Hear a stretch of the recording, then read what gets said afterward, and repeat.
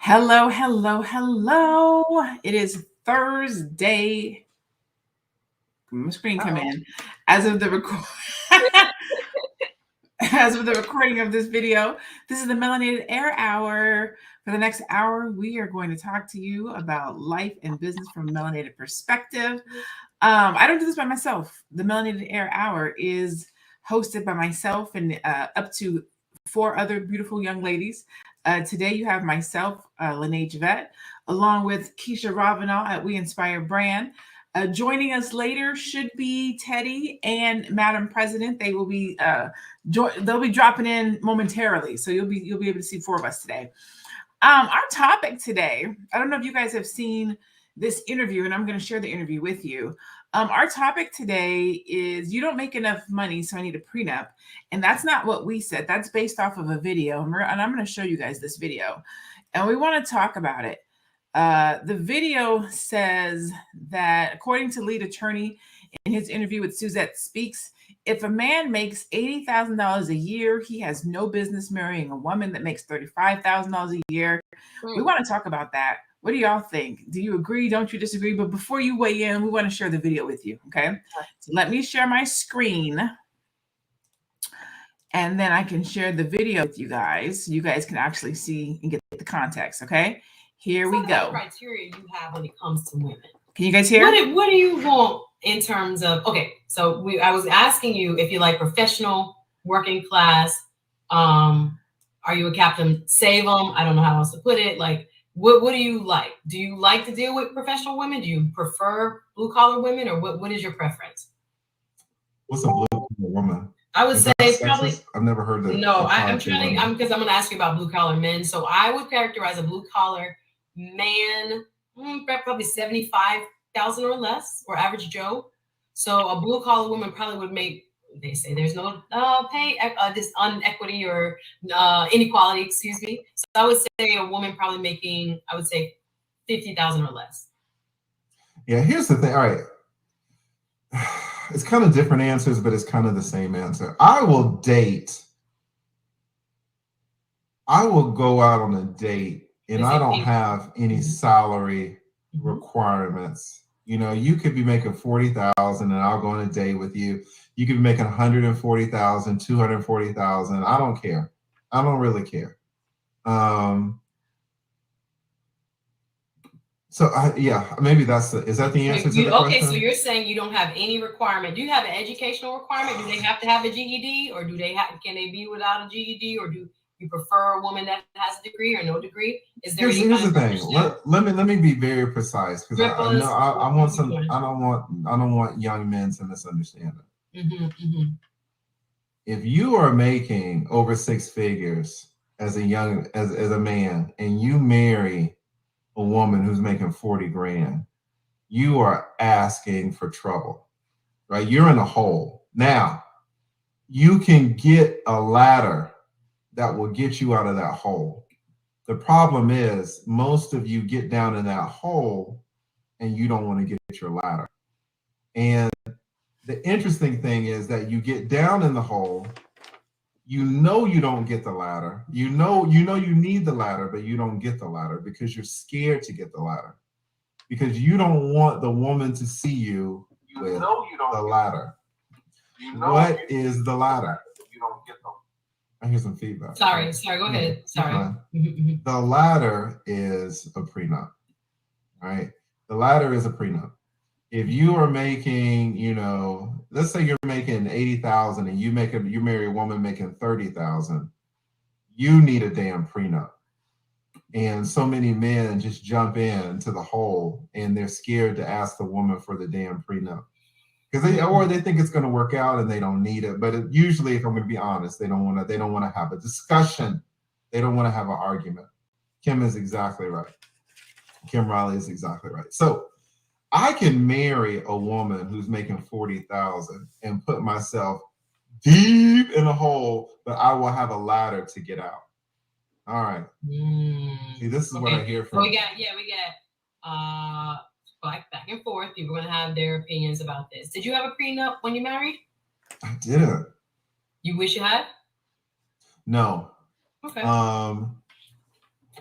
she didn't screw me on the divorce, you know. Thank the Lord. But she didn't screw me.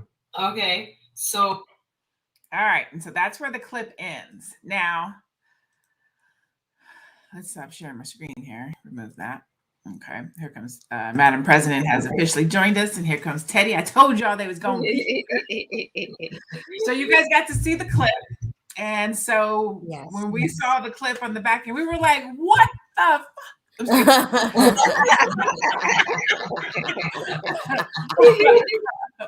and then somebody said, I forget, I think it was Faye or Teddy who said, we got to watch the whole video because we don't know the context. Yeah. And I would tell you that watching the whole video and putting it in context really helped me change my mind about how I felt about this clip, because my initial reaction was like, what the fuck is he talking about? Women need to be getting prenups out here these days, the way that the world is.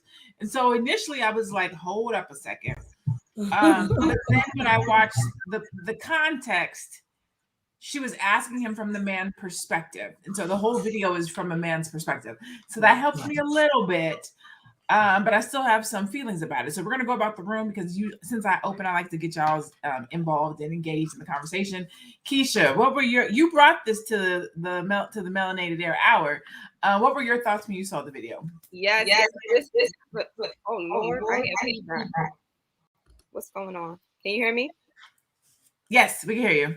Okay. So this was a hot topic in our group chat last night. Shout out to my best friend, Danny. She brought it to the group chat. And when I first saw the video, I was just like, okay, well, I think everyone should have a prenup, regardless of if he makes 80 and she makes 40, or he makes 80 and she makes 80. You should have some type of protection in place. And the thing that got me was he's saying that he makes 80K. Just because you make 80K, that doesn't mean you're worth 80K. So he can be making 80K, but he can be in a whole bunch of debt. And then she could be making 35K, but, she's building her assets. So that doesn't mean, that he's better off financially than she is because he makes $80,000 a year. And then you could have a woman making $80,000 a year, just like he's making $80,000 a year, but she really is out to get him, right? So I think that there needed to be more context, and it was like a 5-hour video. So we watched probably like an hour of it. I was not watching 5 hours, but maybe he did mention that somewhere in the interview. But I think that's important to bring to the forefront. Like, just because you're making 80K or 6 figures, that doesn't mean that you're financially responsible. Okay. Teddy? I think people misuse income as if it means something, because just as Keisha pointed out, income doesn't mean anything. A high school janitor, whatever that makes, can have $1 million between his 401k and his savings, investments, and real estate. And then someone making $150,000 a year could be living check to check, living beyond their means. So they have assets, but they don't really own anything. You know what I'm saying? And then secondly, he's just talking about, well, first I was talking about prenup. I'm not a lawyer. Maybe there's a lawyer in the comments. Let me know. As far as I know, prenup means prenuptial. That means whatever assets you own before you got married are safe from the marriage forward. But anything you accrue during the marriage is fair game, generally in most states with most prenups. I'm sure that you can write it up differently. So he's using this income number. And he's probably put on the spot. I'm not trying to knock this brother. But he didn't say he has a home, 500,000 in his 401k, 3 Bitcoin. He's not saying these things. He's talking about what the brother makes. And I'm like, that doesn't mean anything. And we have to stop pitting our men and our women against each other, back and forth. Because if you were going to grow, I saw someone in the comments, we've been getting some comments, but a while back, they were like, 115,000 together, they could do something. They could build a foundation. And that is the truth. You are building together. You are a freaking team. So what really needed to be the discussion, even though he was a lawyer talking about finances, is, are you marrying someone you can trust? Are you marrying someone you're in love with? Are you marrying someone that you can grow with? Are you marrying someone that you are in sync with? Like that, those are the questions. I don't think the money is the problem. The problem is people are wanting to marry people that they don't have a connection to, and they haven't talked about the future or the present. So they get disconnected soon after the marriage. Okay. Madam President, you're on mute, baby. Guys, hey y'all. Okay, so Teddy, I agree with you so much in this context because I feel like also too, when are we going to have just a flat out conversation on class when it comes to dating? That's all the income requirements are. It's a class thing. Oh, a person make a certain amount of number, they are of a certain class. But I guess we want to be safe and don't want to hurt folks' feelings and say he or she is not a part of my economic class. But just call a spade a spade. But a lot of y'all, a lot of us, we grew up in that environment where it really don't matter when you grow up in certain environments. You grow up in the hood and you got the working class family and you end up making $150,000 a year. Guess what? Your heart is still attached to working class mindsets. So a psychology, even when you date, when you meet a person and they make $40,000-$50,000 a year. You don't really care because that's what you saw your mom and them making, your aunties and them making, and you don't even, it really doesn't bother you until you get into these different social classes where people are sitting around, Harvard and Yale graduates and make all this money and the conversation is completely shifting. That's when you start thinking about like, oh, okay, I better date somebody of this certain class. We got a class issue. And let me tell Black folks something. We got way too many issues to be having class issues. I think we need to stay rooted in the value system. What are your values? Do we value the same thing? Are we going after the same thing? Are we trying to chop the same giant off the head? I think those things allow us to be progressive. But I don't know if LaNee, you've asked the question if the prenup is necessary or not. I do like the concept and the construct of prenups. I think that people should go into any kind of business partnership, loveship with a plan in mind, with some kind of strategy in mind. Like they say, hey, we want this thing to go forever. We want it forever, whatever that means. However, if this thing needs to be divided, let's do it properly. Let's do it properly. I think that's a level of maturity because I think we all fell in love and married somebody in our head quite a few times, So it's like if we would have said I do as many times as we said we did, the hell, we'll be having a lot of agreements going on right about now. And so you said, all of you guys said a lot of good things. And sometimes I like to go last just because I want to, first of all, I just want to make sure everybody get a chance to talk, right? Because I said your girl, sometimes she get wordy. But I want to come in and kind of bring it all together. I did not ask the question about whether or not a prenup is necessary, but I think we kind of all hit it. And I do think that prenups are good to get, regardless of what you make, because it's better to have these conversations up front. Like Teddy said, prenuptial. I love you, you love me. Let's come together and decide what should happen if something goes awry while we love each other before we get angry and mad and upset and we're hurt, and hurt people. So prenuptial says we both are in love with each other. Should something go wrong, how should we look? What should we do? I also like what Teddy said, which is you get what you came in with. If we are together and we work together and we are a team and we build something, we should equally get a piece of that. Whether it's the woman being at home, taking care of the family, loving on the kids, doing the budget, running the numbers, being there where you travel the world so that we can make this money.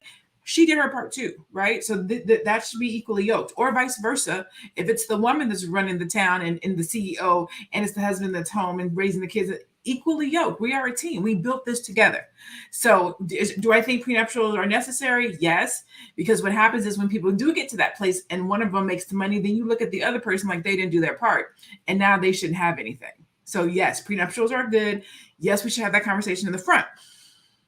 I don't know how many of you guys got the chance to watch the whole video in context, because in the beginning he was talking about businesses are for profit. So a lot of times we say getting married is a business, right? Bringing two people together, that's a business. You're doing it for wealth. One of the points he said is business is for profit. Taking on a wife causes you to lose money. Marriage is an expense, not a business. That's what he was saying. And he was alluding to it, if you will. And I have have to disagree. I agree and I disagree. Marriage is a contract. It literally is. You have to sign your name on the dotted line. A prenuptial agreement, it is a contract.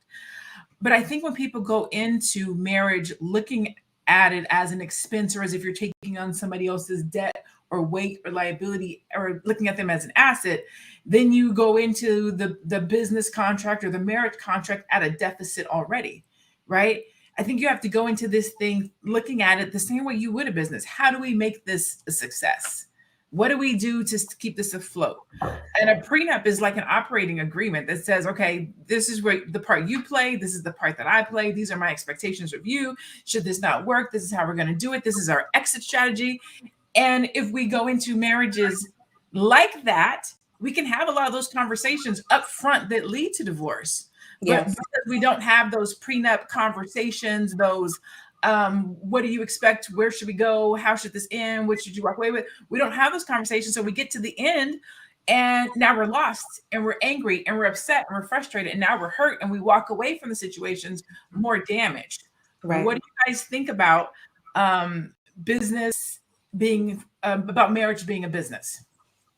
What I want to say definitely is when you start a business and you have your operating agreement, partnership agreement, whatever it is, within that agreement, it talks about if the business should dissolve or if one of the partners wants to dissolve the business, if you want to dissolve your business. So it's talked about from the beginning. And I think that prenups from I would say from soap opera times, that's the first time I heard of a prenup was watching Young and the Restless when I was little with my mom. And I think that we have told ourselves it's planning for failure at the start of something that you want to last or something. So I fully believe that prenuptial agreements, especially when there's assets before each marriage, are a good idea. So you're starting that conversation. It's like having marriage counseling before you get married. A lot of couples don't do that, and you don't have those hard questions: religion, children, finance, sickness. Like, what are we really going to do if something bad happens? And the whole goal is to grow. Like, all of these partnerships, joining, coming together, is about growth. So it absolutely is necessary, and it shouldn't have a negative connotation. But don't go thinking that because you got some money and I may not, that I can't blow it. I think, LaNee, you said that in our chat.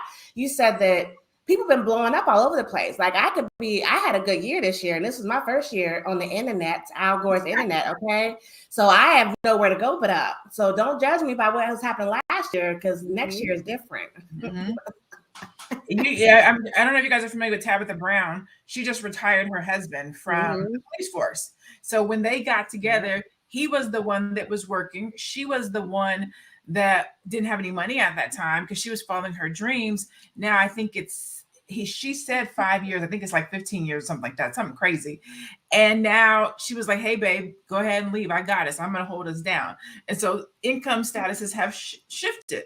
So if you go into a marriage only looking at what that person has and or does not have, you may miss out on your blessing if you don't work as a team. If we only look at marriage from the perspective of money and what you have today, right now, some folks is going to be single forever. And you may really have somebody that's willing to work with you and be your teammate and help us build.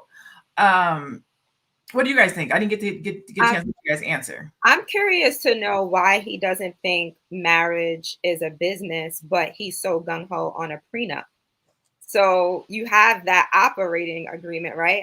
As both of you ladies said, and that is some type of business paperwork, right? So no, the whole marriage is not just based on business, but if marriage wasn't some type of a business, then why are we talking about the money aspect? Because he went in on the money aspect, right? Like, don't marry someone, or if you marry someone that makes less than this amount, then you should get a prenup. So it just sounded a little contradictory to me. Okay. Madam President, anything? You're on mute, babe. I'm so sorry, my dog's barking. I know you got Huey over there trying to get into the conversation. Yeah, so basically, no, I'm pretty much with Keisha on that as far as the prenup situation, and it's an agreement. But something that you said about Tabitha Brown and her husband, I feel like that's how marriage should go. Like, we're not we're not robotic. Like if you truly, and I feel like that's when you know that you're in something good, when the income shifts. It's like, okay, you held me down during my times of my pursuing my dreams, allow me to do the same for you. I mean, are we crazy? Do folks like each other these days? Like, what's going on? I'm like, this is a healthy love shift. And like, people be having a problem with that. What's wrong? That's why I feel like no matter what we do, I feel like we need to be healthy minded. Because I feel like when you're not healthy minded, no matter what, whether you have a prenup or not, whether you're in marriage or just dating, it's not, you're going to drive yourself crazy because you are getting into a life with another human being who you do not have any control over. You only have control over yourself. Okay. So it's like, when we going into these situations, I hope that we can just be decent and, do this thing as right as possible. But that doesn't happen. That doesn't happen in the breakup. That doesn't happen when there's infidelity or thought of infidelity or mismanagement of finances and lies, whatever it may be. And I see in the comments, a lot of people are like, marriage is a covenant. Yeah, it's supposed to be. But let's talk about what is. You know what I mean? Like love, marriage, baby carriage. That's the order, but then things don't go in that order all the time. There's oopsies. There's all kinds of stuff, right? So we got to be realistic. And we, as a Black community especially, have to stop running away from legal structure, right? The things that make things legal, we don't like them. And some things ain't got no business, like with family court and all that. We're putting family court in our business and stuff. But when it comes to protecting assets, generational wealth, if you have generational wealth to leave to your children, you don't want to leave that to a chicken head. And I'm not saying all women's chicken head. I'm saying there can be a chicken head. You didn't know it was a chicken head because the booty was so round. You wasn't looking at her brain, right? Right. So then you find out you've made a mischaracterization.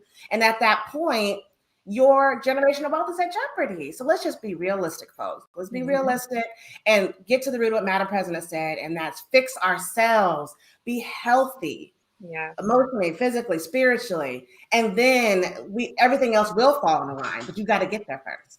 And all of that goes into making a profit as well. So I know he mentioned marriage being an expense if you take on a wife, but if this wife is pouring into you mentally, spiritually, emotionally, that's going to contribute to your wealth.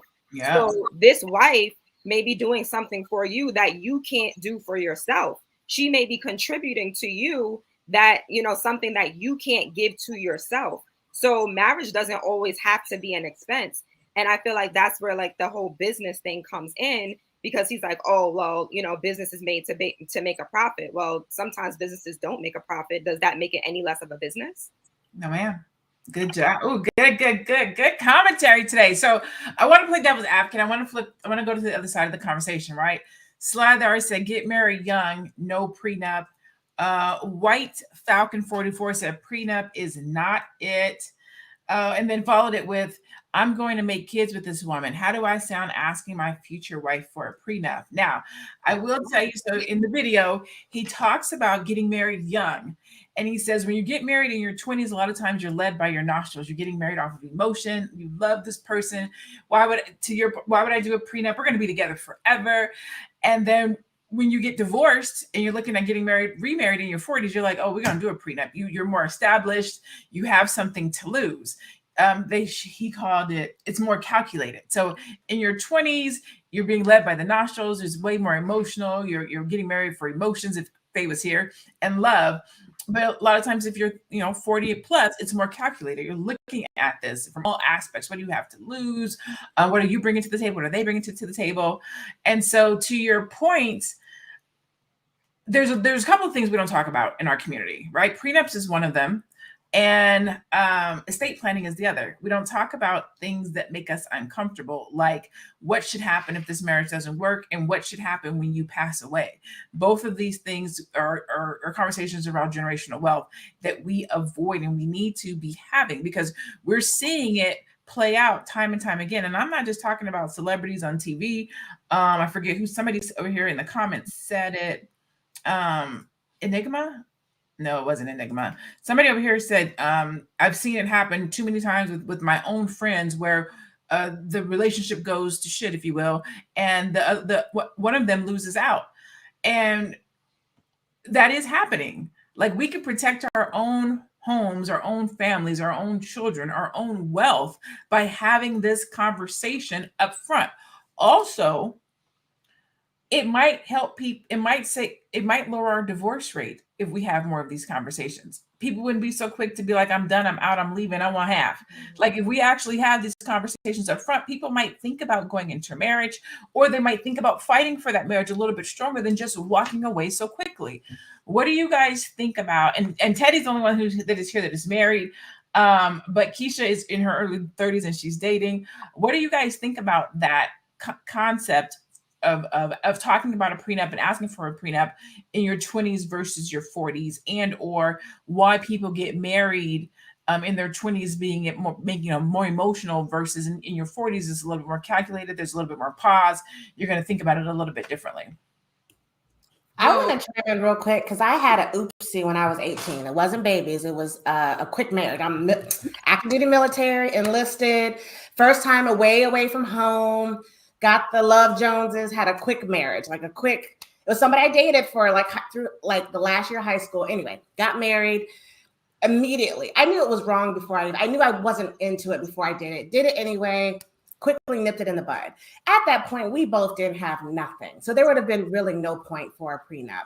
Because again, I want a lawyer to tell me, because as far as I know, a prenup is really for assets that you have before you got married. Now, if I had my grandmama left me her house or something, that would have been important, because when we had our divorce, those things came up. So to your point, LaNee, two things. If you have the conversation, I saw, was it Lady Brand, Boss Lady Scott? She says, what do you do when the mate doesn't even want to have a conversation? That's a serious red flag, because there is nothing I cannot talk to my husband about. Now, he may not like it, right? Whatever we're talking about, but we can talk about anything. And that's a line. I said, there is nothing that I shouldn't be able to say to you and we can have a conversation about, period. Yep. So that's the first thing. So that's a red flag for me. But the second thing is, if you have that conversation in the beginning and there's a whole bunch of resistance, or you guys can't move forward from it, well, then there's your answer. Because if y'all can't get through this, how are you going to get through cancer? How are you going to get through infertility? How are you going to get through both of y'all lose your job at the same time, or whatever it may be? Like, this is hard. So if you can't have a conversation about what to do if this don't work out, that's it. That's your sign. Turn around, go the other direction. I told you about going down that wrong road. Turn your ass around, go back the other direction, call it quits. Yeah. So for me, I've never been married before, but I was engaged and we bought property together. And we didn't have anything in place to say, like, okay, well, if this engagement doesn't work out and we don't get married, then what happens to the property? So luckily it did work out, because it didn't work out in the engagement, but I moved out. I let him have the property. And then he was like, I'll give you the money that you put in. So, like, that worked out. But what happens when you don't have two mature adults? And, that could get very, very messy. So I think just in regard, and I was in my 20s. So I was in my 20s. I was 18 when I met him, and we were together until I was about 30 years old, on and off. And all of that was because of the feelings. And it's like, oh, I want to get married, and I'm closer to getting married now. And it wasn't those conversations, because if I'm honest, we didn't have those same values. So like spiritually, we didn't have those same values on other, in other aspects, we didn't have those same values. So I think that it takes a certain level of maturity. That doesn't mean that there are not people in their 20s that don't have that maturity, because we have a lot of access to information now. So, there are people in their 20s that are very well ready to get married, and they're not doing it just off of feelings. And I love this person. They are having those tough conversations. They are talking about shared values, and it could work out, or it is working out. So I don't want to say it's an age thing. I think it is a maturity thing, but it's just that you find people in their 30s and their 40s that are more mature, that, have more life experiences. So they know exactly what they want. But like I said, that doesn't mean that people in their 20s, that doesn't mean you can't find people like that in their 20s. All right, boom. Yeah. I want to answer this question for, where is your name at? He just said, why, how come Dr. Dre's prenup didn't? White Falcon, there you go. White Falcon said, why didn't Dr. Dre prenup work? Well, one reason, he couldn't produce it. So he couldn't produce his prenup. I just did a little research, a little reconnaissance. We were online. And as of November 19th, he has submitted a copy of the prenup to the courts, dated May 25th, 1996, and he's asking that it be held up. Prior to that, he couldn't produce the prenup, so that would be why it wasn't working prior. Okay. Well, also too, California, I mean, I'm not a lawyer or anything, but I know California has very strenuous laws regarding marriage and separation. So and community property. Yeah, so like California is not the place to be hitching if you don't know you're serious. Because like I remember that very clearly, you know, people in Cali have the standards are different all across.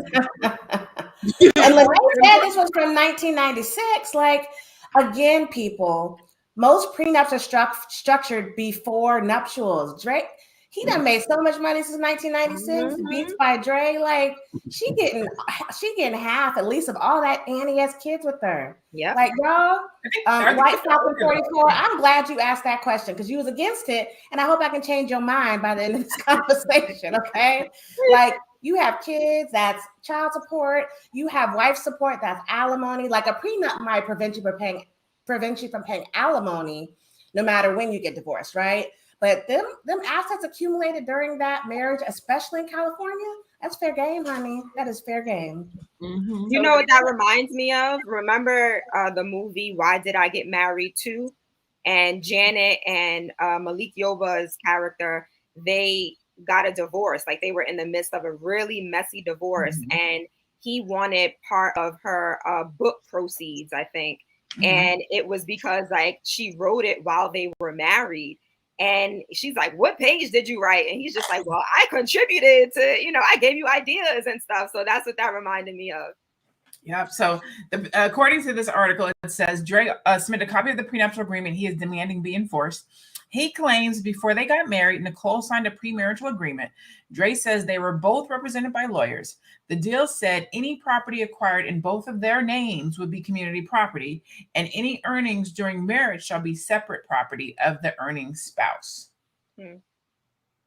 So, well, you should have found it it got too far. I don't know how you're gonna lose something like that. And what kind of lawyers you got? They didn't have a copy, but anyway, okay. Right?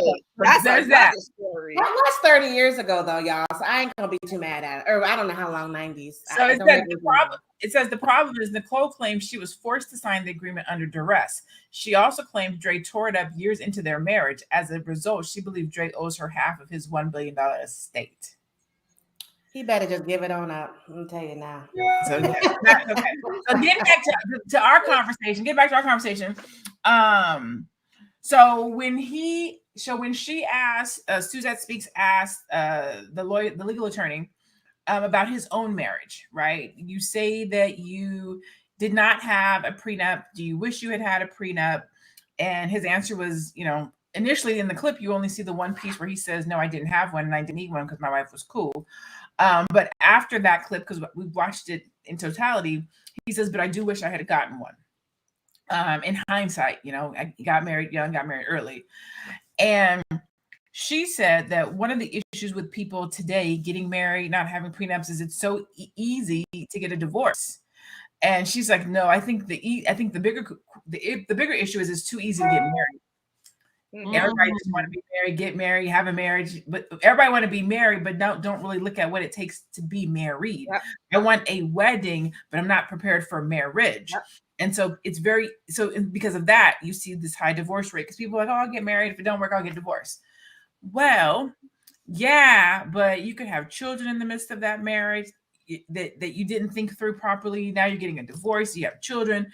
You could have, you could buy property.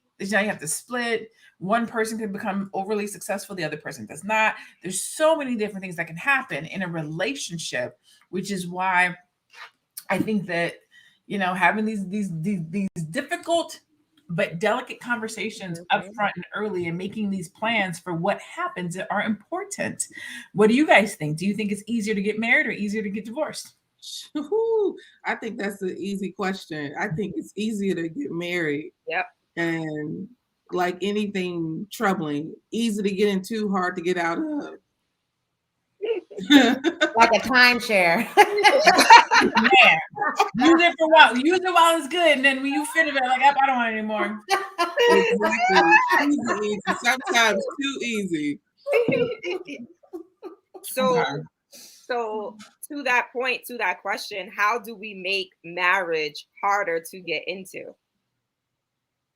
Well, I'm sorry, go ahead. No, I was going to say that I think, they have the counseling and things like that, but since nobody is responsible, like say for instance, when you're trying to buy a house, you have to go through this big screening process, right? Mm-hmm. Imagine if you were trying to get married and you also had to go through this huge screening process.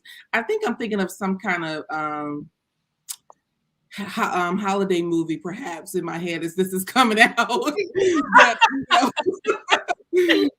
But really that's what it is. I feel like, there's no screening process. Like you said, it can be high on emotions, things of that nature. Even though you get older, you still have moments where you living in la la land, especially with some people. But I feel like if there was a process, it would be more difficult.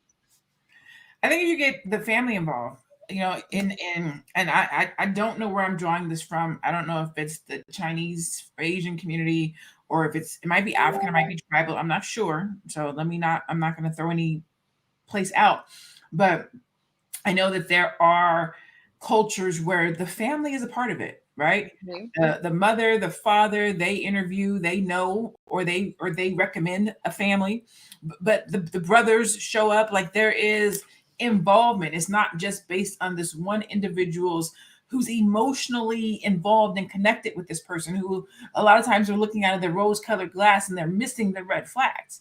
Right. At 45, I tell my girlfriends all the time, a red flag is a red flag. It's not pink, it's not fuchsia, it's not mauve, it's not off red, it's red. And sometimes when you're younger and or when you're in love, you will look at a red flag and try to give it context and define it and give it a reason as to why it's red and what we don't understand. But if you bring some family into it who is not looking at it from the rose-colored glass of love, they can be honest and they can see some different things, and they can call out some different things, and they can ask you some questions that you may not have thought of. I think that's kind of, because getting married, it is a business, it is a partnership, but it's also bringing two families together. And you want to make sure that both families can relate, that both families can get along, that both families, because you got a lot of people who are married and they don't like their mother-in-law, they don't like their father-in-law, the husband can't come over to the parents' house. Like that's a lot of stress and drama to go into a relationship with. It really is. Huh? What was that? I said it really is. It really is. But if we had more family involvement, because we're coming together as a family, we're coming together as a unit. If we had more involvement in the dating process, I think marriages would be stronger, because one auntie or cousin could be like, hey, have you thought about this? And have you asked him this questions? And his family could be like, oh, she's cool, but did you hear her say this? And how do you feel about that? And we can do more of a vetting process as we're growing. But what happens is we see the red flag and we be like, I'm not taking them over to my family's house because they go like you know that there's a red flag. Right. You won't bring it out or bring the person around because you are afraid of what your family will say. Yeah. And you have to be receptive. I don't know, I'm getting feedback. I'm sorry, y'all. You have to be receptive, right? So even if that was the process, sometimes well, you don't know what it's like to be in this relationship, and I love him, right? Like, so it's like, I feel like we have to be trained to be receptive to what our family thinks and our family's input. And I know for me, like, I'm all about the village. So I'm all about, it takes a village. And I know with me and my village, in my ex engagement, my best friends, they were married already. And they used to tell me, like, look, Keisha, the problems that you're experiencing now, it's only going to be exacerbated in the marriage. It's not going to get easier. So don't think like just because you get married, it's going to get easier and it's all going to come together. It's like, no, like it does get harder as the stakes get higher. So shout out to them for telling me that, and shout out to my village and my support system, because I listen, you know, and of course you're not going to do every single thing that people say, like everything in your own timing, but it is important to have that input.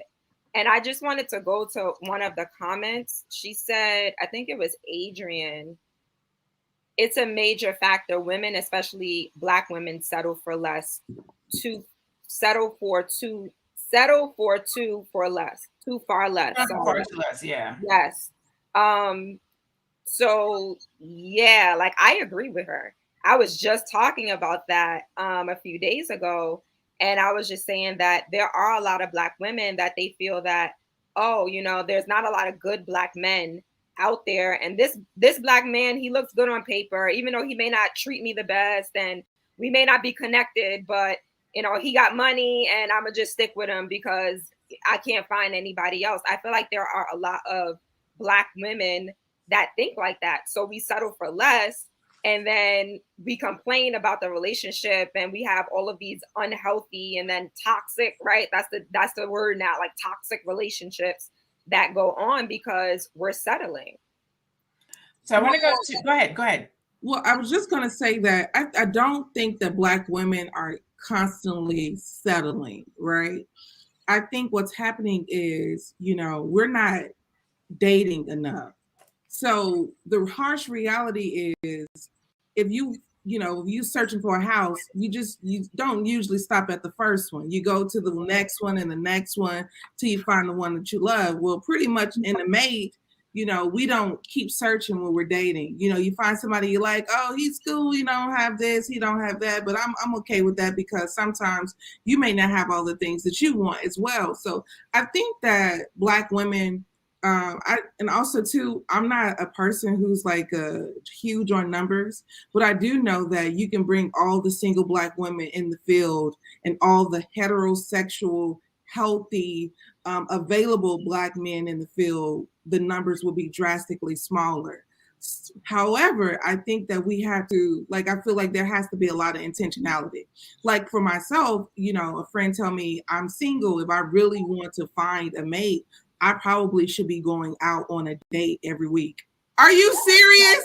You know, like I cannot go out on a date every week. You know, I cannot. I'm like trying to get on Melanated Air 2 times a week. You know what I'm saying? You think you can add a date? You know, so but that's what they say. Like in order to truly find, you know, like we should be dating very heavily, you know, and I don't think that we take the time to do that. But I'm gonna tell y'all something that's missing that I don't see a lot of anymore. And you guys can, you know, let me know if it's true or not. People are not hooking people up. When I tell you back in the day, my grandmother and them, I mean, I wasn't there, of course, because I wasn't born, but it was kind of like my grandfather met my grandmother because his sister has met my grandmother at work. And the sister said, oh, you need to meet my brother. And that's what we used to have. And so then my grandmother meets my grandfather, and then he has a cousin, and she introduces him to, you know, a cousin of hers. We used to do that. Now all of a sudden, people will literally in our own community will watch you suffer, will watch you be single. People will come to your wedding, they'll come and help you pack up the house, but they won't do anything to help you stay together. What is wrong with our whole community? And when y'all was talking about meeting families, I mean, you think you fell in love with a knucklehead. Wait till you meet their mama. Wait till you meet their cousin. Wait till you meet somewhere. Okay, don't fall far from the they don't. You be like, oh my God, I've been dating this person 6 months. I've been seeing a lot of habits that's a little bit unhealthy, but God damn, I came here for Thanksgiving, and this is crazy. This is crazy. So then you're like, wow, hell no, I don't want to be a part of this family, you know? Yes. But then it's kind of like, well, how long you gonna be single, ma'am? You know? Yeah, you gotta make some decisions. So Teddy, I see your comment, love. Sorry. So Teddy says, hey, lovelies and B1 family, my power just went out. I love y'all, though. We see you. Thank you so much for being with us today, Teddy. We love you, Teddy. I want to go back to, I've been trying to get this comment in, Lady Bryn. Lady Bryn says, how do you think that couples that decide not to get married but stay together for years should handle this kind of situation? That's a good question. So basically, they've been together 10, 15, 20 years. They've accrued wealth together. They're not married. There's no contract, and they're separating. What should happen?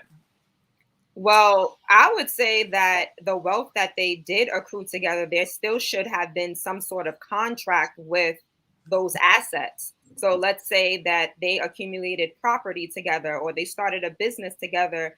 There still should have been paperwork in place to protect both of those people. So regardless of if you're married or not, you should still have something in place when you are accumulating assets. So that's how I think that a couple that is not officially married should handle that. Now, if you're not married and the woman was letting the man, sign off on everything or vice versa, then you probably just asked out. What are you gonna do? There's love and there's business. Right. You can have both, right? So if you are with your man and this is your guy and you guys love each other and you plan on being in this relationship for the long haul, when he starts a business, have him make you a business partner. Mm-hmm. Meaning there's no contract in the relationship, but there could be contract in the business, right? So if both of you are on the business and the relationship goes sour, then you guys are having business conversations and how do we separate our assets, right? So you don't have to be quote unquote married in order to do business and have partnership legally. So that if something does go awry, you can make sure that you're separating assets. The issue is a lot of times men and women, this is not a man versus woman or a woman versus man, because we're seeing this happen in both directions. So this is not a one-way conversation. That's the other thing about his conversation. And I felt better after I watched it in context, is he was always talking about the man. And I'm like, there's some women out here that are doing the same thing. So this is not a one-way conversation that just is directed at men. You have some women that are making $80,000, $100,000 that are marrying men that make 40. So it can go either way, right? But if you're getting into that situation and a person starts a business, you're not married, and a person starts a business, have that conversation. Is this your business? If this is their business, they are going to run it, they're going to handle it, then it's their business. If it's their business, but they want to bring you on, you're going to work the business, you're going to be an administrative assistant, you're going to be in the business, then put you on the business. You could be a member of the LLC. You could be, find a way to become a part of that business so that you're protected. So that would be my 2 cents. Make sure you're protected, because no matter what they say, you're gonna be out there shuffling some paperwork. You're gonna be doing something in the business. Late night pillow talk. What do you think about this marketing strategy? Right. When I was dating my ex, the crazy part is I was so madly in love. I was like madly in love. Just bliss, right? So some of the things that I used to do in my business, I always included her in everything that was business related. So like anything with my business, I put her on the business account. I was more business minded. She would, of course, hold as a support to the business though.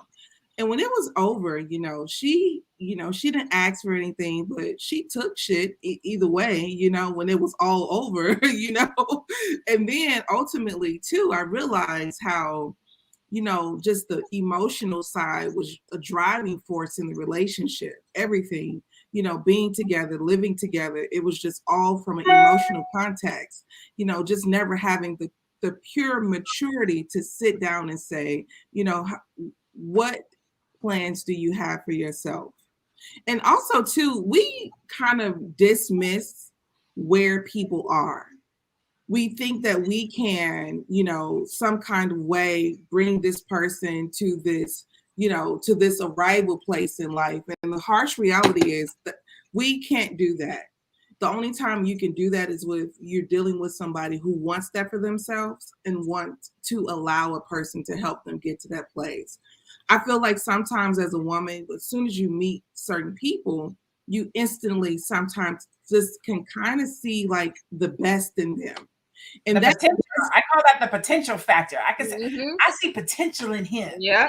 and then, like what you'll see is that the best in this person is your vision of them and for them. It is not something that they see within themselves. And sometimes I feel like we have to come to terms with that. I feel like the quicker we do, the less, the less the blow. That's all I really do feel, because I just basically feel like, me and my ex, we were house hunting and everything. And I'm so glad that, that house didn't work out. Because, it is something that you have to deal with no matter if you feel like it or not. Yes. Yeah, I agree, Madam President. Don't fall in love with potential. See the person for who they really are, because that's going to come out. So it's cool during the honeymoon phase because you're all, ooh, hard eyes, right? But then when you get really upset with that person and y'all 10 toes down, 10 years in, and it's like, I hate you. But it's like, you knew this about this person 2 months in, you knew. But you thought that they had potential. You thought that you could change them, right? It's just like, no. Don't try to change anyone. Accept them for who they are, and you could love them from a distance. And that's something that I had to learn from my previous relationship, because I told you I went in at 18 and he wasn't doing the things that I wanted him to do. So I'm like, oh, I could change him. That young mentality, I could change him. And 12 years later, he was still doing the same stuff that he was doing at 18. And I'm just like, that's my fault. That's my fault for staying there and believing that he would change. And it wasn't up to him to change. Like if I wanted something from a man that he couldn't give me, I should have left. I shouldn't have expected him to give me what I wanted. If he couldn't do it, that just wasn't who he was. So don't fall in love with that potential. That's very, very dangerous, y'all. Mm-hmm. Especially for women, because we always think we can fix a man. We always think that it didn't work for her, but I'm special. It's me. I'm gonna be the one to change you, and it doesn't. I'm gonna tell you why. There's a difference between potential and perseverance. Mm-hmm. You can see potential in people all day long. If they don't persevere or pursue, then it does not matter. Potential is just hopeful thinking. Oh, maybe this person can do these things. I see this thing in them. If they don't see it in themselves and they're not pursuing or persevering towards whatever that thing that you see as potential, it does not matter. Now, we're going to end with this last question. The last one, and you saw it in the clip, she asked him, do you have to date somebody that's college educated? Do you have to date somebody that's on your same level from an educational perspective? And I will say that I learned something here. And he said, no, because you have a lot of people. He was like, you can have people who who have gone to college, master's degree, doctor's degree, and all they have is debt. And so they have education, debt, and they work a job, and they don't make a lot of money. I mean, they're not doing anything with themselves. They're not street smart. They're not book smart. They're not for the community, whatever the case might be. And then you can have some people who got a GED and persevered and worked hard and put themselves on the map. So education shouldn't be a factor. And I was like, you know what? That actually makes good sense, because I know a lot of cats who have not gone to college but have great jobs or are great family men or have gone to trade school and own their own plumbing business, but they're not college educated. Maybe they have a GED, and a lot of times, I will say probably women more so than men look at education as a dating factor. What do you guys think about that? Is education a factor for you guys when you're dating? You guys let me know in the comments too. Is education a factor when you're dating? Are you looking for somebody in your same educational pool? Yay or nay? You want me to go first, Keisha? It's up to you. Okay. Well, I was going to say that, yes, it used to not be, but let me tell you something. There's a difference between having education and being educated. I'm not looking for a person to have these degrees and still, be ignorant. I'm talking about like a person who is emotional and has emotional intelligence and critical thinking skills. I have dated people that, own college dropouts, didn't complete college, and that's fine because Lord knows it took me a long time. But the point that I'm trying to make is, college is a segue of how people, went through certain things in life, regardless. You take information, you process it, you give the paper back to the professor and say, this is what I've gotten from this. This is the social environment, and etc. So I think, yes, and I think that it is a factor, for me when I'm dating. However, in the past, I used to kind of like, oh, I don't care about that. But that shit is important. Okay. I agree, Madam President. I was going to say the same thing, that you can be educated. That doesn't mean that you have the white man's piece of paper, right?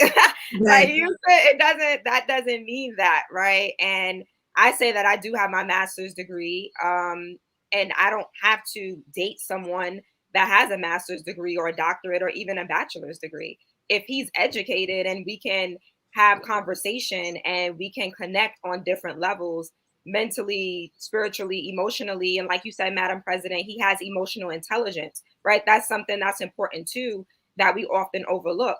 So he can be intellectual, but he doesn't have that emotional intelligence. That's not going to work for me. So yes, you do have to be educated, but not in the traditional sense. Yeah, exactly. I like that. I like that. You have to be educated, have some emotional intelligence, be able to communicate with me. You know what I'm saying? Those things are the things that are important. So I think we kind of looked at classism, right? Financials, education. There's all these various things that we use as barriers for dating. There's all these different conversations that we're not having. We're not talking about money. We're not talking about credit. We're not talking about estate planning. And we need to, right? If we have these conversations, we can bury our family members better. We can do better with generational wealth, legacy. We can ensure that our divorce rates aren't crazy if we're thinking about marriage from a prenuptial standpoint, being before we get married. If we're having these deep, uncomfortable, awkward conversations with the person that we're dating and maybe interested in marrying. If we're letting our family help us vet these individuals to kind of see who they are, if we do, whether you get a prenuptial agreement or not, just making sure that you're walking in alignment with the right type of person who has the right personality for you and your family and the children that you want to raise. Do you guys have the same beliefs? Keisha's talked about that before. And so all of this is relative. It's not just whether somebody makes more money or less money. It's about partnership. It's about building a team. It's about creating a legacy. It's about what you want to go into your children, how you want them to be raised. It's about the family that you're going to create. Because ultimately, if this person makes 80 and this person makes 40, as a unit, as a team, as a family, we make 120. Exactly. Okay. Exactly. So last thoughts before we go ahead and say our goodbyes. Anybody would have any final departing thoughts that they would like to leave our beautiful, amazing audience with? Well, I would say is I just really feel like the one thing that I feel like is good is, have your heart open when you're meeting people. Give them the benefit of the doubt, because it's too difficult to think negative of a person. So have a positive mindset when you're meeting new people and kind of lead with love. And it's gonna, I promise you, and being intentional is going to have a powerful impact on your life, even if the outcome isn't marriage. Yes, I agree. And I just want to touch on one of the comments from before.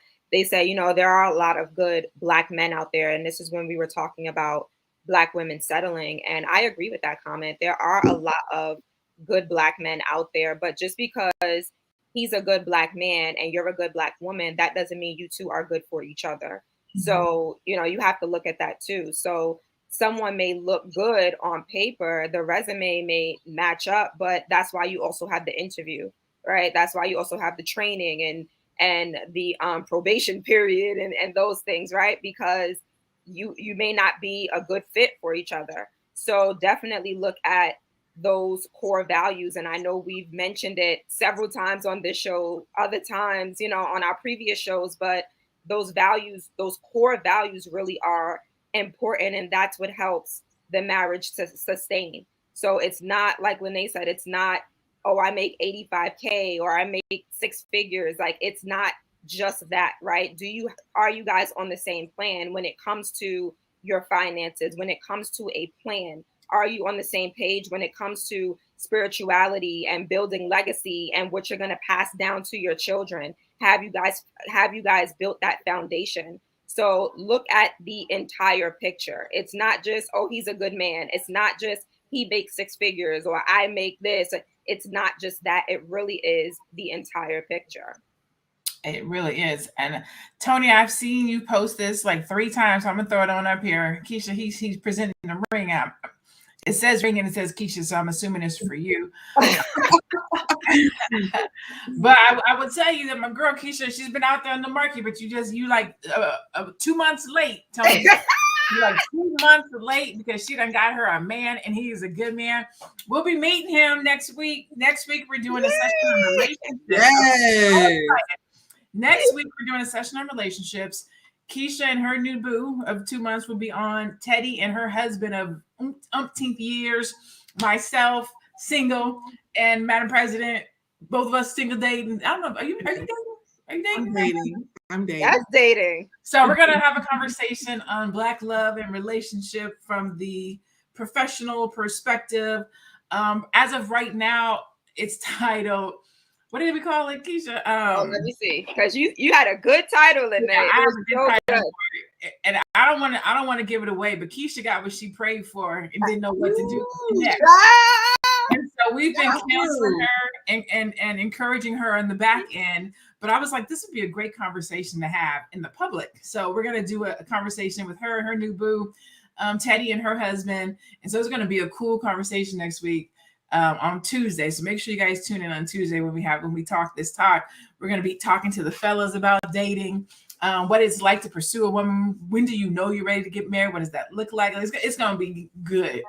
The back talk has been really, really good. And so we were like, let's have this conversation in front of people because it would be applicable and help. So make sure you guys tune in on Tuesday. Go follow us on Instagram, Facebook, YouTube. Go follow the Melanated Air Hour or the Melanated Air. If you're on YouTube, follow Melanated Air.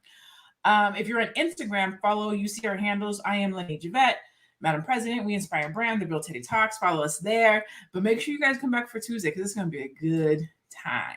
You want me to say the title that you picked, LaNee? What's the name of the title? When you get what you prayed for, what do you do next? When you get what you prayed for, what do you do next?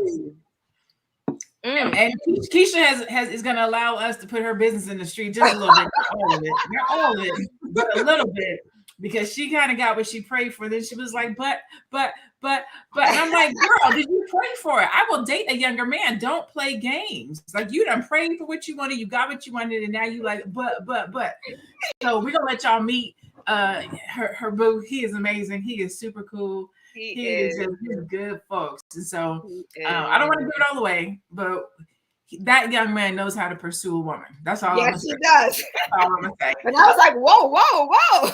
He's just like, oh my God, I don't know what to do. I'm like, girl, this is what it looks like when a man knows what he wants. But as women, we don't know what that looks like sometimes. And so we think it's aggressive and we think he's being a stalker, but he's like, hey, I know what I want. You're it. Yeah. What you want to do? She's like, I don't know. I don't know. I know what I wanted, but I don't know if I want it. So we're gonna have that conversation next week. It's gonna be a good conversation. So make sure you come back on Tuesday. Hit your notifications. Make sure you subscribe. Follow us at Melanated Air because it's gonna be a dope conversation. And we have fellas. We got the menses joining us next week. The menses joining us. So yes. We appreciate you all. Thank you so much for tuning into the Melanated Air Hour. We love you as always. Continue to be loving, be blessed, stay Black, and be one. We'll see you guys on next week. Peace.